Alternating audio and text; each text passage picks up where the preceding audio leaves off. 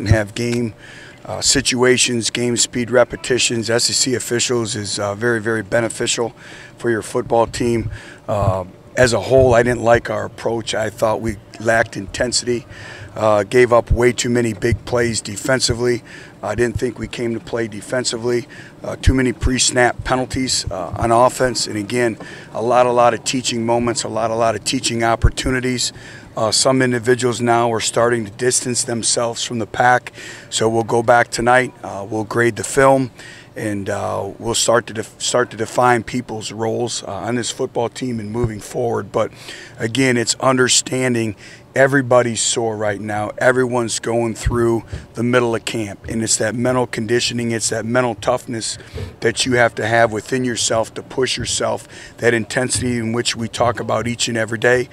Some good things, but again, we have to take great strides in moving forward. Our practice opportunities are starting to become very, very minimal before our first game, and it's everyone. It's our older players taking accountability to lead the younger players. They have never been through the grind of a college football training camp.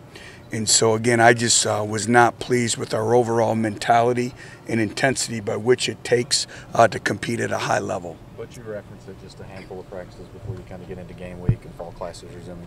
What are the items that your team has to accomplish, has to take care of in the next few days? Well, first of all, it's controlling the things that we can control. That's our effort, that's our mentality, that's our fundamentals. That's just our overall intensity and physicality. Those are the things that we can control. Being a disciplined football team, we had way too many pre-snap penalties tonight. I believe we had 5 of them. You can't expect to win football games with pre-snap penalties. Gave up way too many big plays. Defensively, I didn't think we tackled particularly well. Again, a lot of game-like situations coming out. 1-minute drill, 4-minute offense. So a lot of things that, again, digesting not only their assignments and their techniques, but also situational football as well. But again, we're trying to jump the learning curve. And again, I wasn't particularly pleased just with our overall intensity. The last time we came in this great arena, I could feel the intensity, I could feel the excitement. I didn't feel it tonight. And that has to, the shoulder responsibility is our older players, our seniors, the few that we have, our veteran players, but it's everyone. It's everyone taking self-accountability for their actions and getting themselves ready to play. When you're managing different players or trying to build depth at different positions, how tough then is it to gauge through some of those prisms that you're having to overcome? Well, again, everyone has to come out and they have to play, and it's game speed repetitions. And, it's just responsibility. And it's every player's responsibility to get themselves ready to play each and every time you step on the football field. As a football player, you never stay the same. You either get better or you either get worse through your habits, because everything is about conditioning your habits. Everything is habit forming.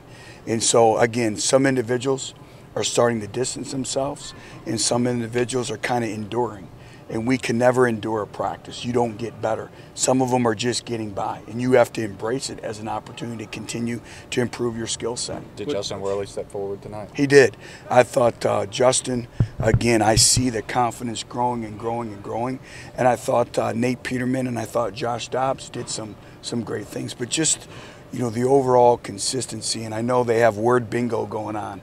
And you hear the word consistency all the time, because consistency is what separates average players from good players to great players. Consistency in our snaps. We're still not there with the accuracy of our snaps, of being perfect. To run our offense, our centers got to step it up with their shotgun snaps. Again, pre-snap penalties, tackling. We did a lot of special teams live as well. So we have great video evaluation to be able to go back and look at our coverage teams as well. But you mentioned big plays. Was that an indictment on the defense, or was that more of the offense, getting open, making plays? Well, it's a combination of both. I thought Josh Malone stepped up. Josh Smith continues to have a very, very good and productive training camp. He made some plays. Jason Crew made some plays. Von Pearson made some plays. So those individuals did a very, very good job. Alton Howard continues to make plays. But again, it's the overall consistency all the time. I didn't think we played the ball exceptionally well on defense. And we've been playing the ball well all training camp. And again, you have to fight through. As a corner, you're going to give up a big play. that's the nature of the position. It's that snap and clear mentality, play the next play, having short-term memory. And I thought we let a play affect us 3 plays later on down the road, and that's part of that maturation process by which we talk about. And we got a lot of young players reps tonight, which was great to see as well, to really put their identity on film, on video. Which defensively is maybe a schematic overload contributing to some of the struggles, do you think? Well, yeah, we have a lot of installation in, and it comes down to execution and the downloading of information and being able to play fast, but that's not an excuse. Our older players have actually done a great job of really mentoring the younger players in terms of their assignments and spending time. But again, you have to be able to play fast. And football is a game played by intelligent people. You have to think fast and you have to make split-second decisions. Which do you think you had higher expectations for tonight because you had adjusted the schedule and canceled this morning's session? Well, yes, but also I understand the grind that these individuals are going through. We had a practice inside a couple days ago, and I thought our intensity was outstanding. We came, it was physical. And, everything so much in today's world of college football and about sport in general is about recovery. It's about the sports science end of it. And everyone wants to talk about fancy waterfalls, and everyone wants to talk about this and that in recruiting, but it's about sports science. And I'm very proud of what we have here at Tennessee. It starts with rest. It starts with nutrition. With Allison Maurer, she does a great job, and it's basically a 5-prong approach that we have in our sports science department. It starts with strength and conditioning. It starts in the training room. It starts in the operations part of it. It starts in the training room, and it starts with academics. And we take great pride in our sports science, and they meet all the time individually to talk about every single player, and it's all about the person's personal growth and development, and we do a great job. It's the hydration. Your pillow and your mouth are very, very important because it's sleeping, it's hydration. I've given you a lot of things to talk about. You're loving it, aren't you? And it's how you take care of your bodies, and it's your hydration, it's your nutrition.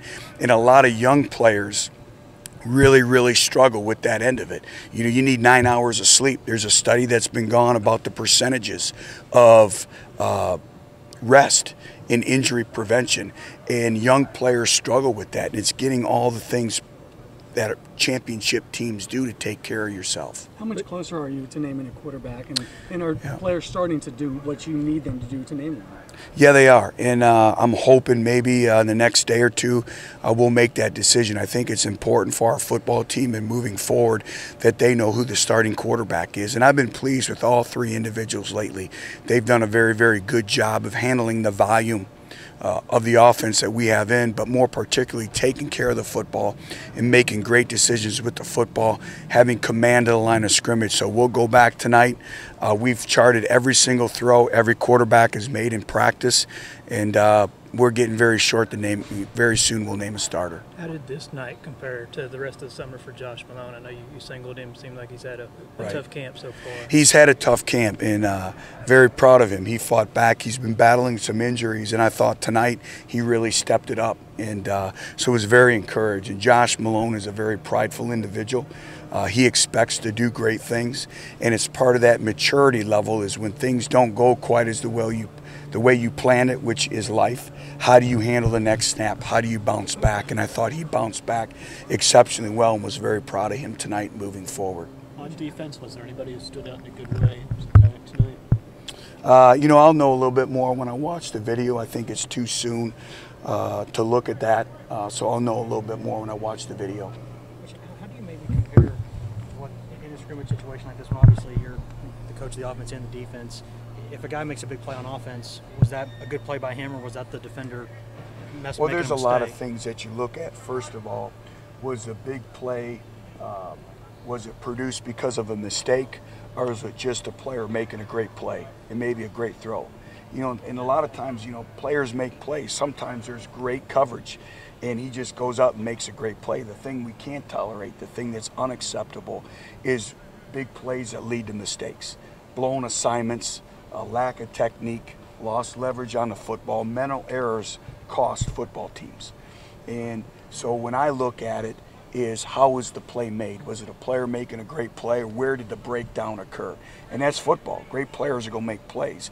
The thing we can't accept is how were they made? Were they made by a mental error, a missed tackle? And those are all things that I look at when I'm watching it. Was AJ involved as much tonight or not as much still? Or how much? Yeah, AJ was out there, gained some valuable repetitions, again, getting him, game ready. You just can't hold a player back. He has to make sure he's ready to go, and even though he's played a lot of football for us, he needs those repetitions, which he gained tonight. Isn't he pretty tough to hold back? Doesn't he? Oh yeah, he's very competitive. He wants to be in there all the time. Coach, how much weight do you give to a scrimmage? Kickers, return game. What are you seeing from that? Work in progress. Still nowhere where we need to be with our kick coverage teams. Again, the football endurance. It's been I think, an eye-opening experience for a lot of these young players. First-year players of all of a sudden you're on defense and now you have to go play special teams as well. And that's the other thing when you talked about overload. Sometimes it's not just the offensive and defensive schemes, it's also special teams and a lot of other things thrown in there as well. How much weight do you give to a scrimmage compared to a normal practice? Well, obviously, when you're scrimmaging, the lights are on, and you want to see who can make plays. The other thing is, everything is about your game management. We had coaches up in the press box tonight, so it was a total game situation. So you're also seeing what players can think for themselves out there, how they communicate with each other when the coaches are off the field.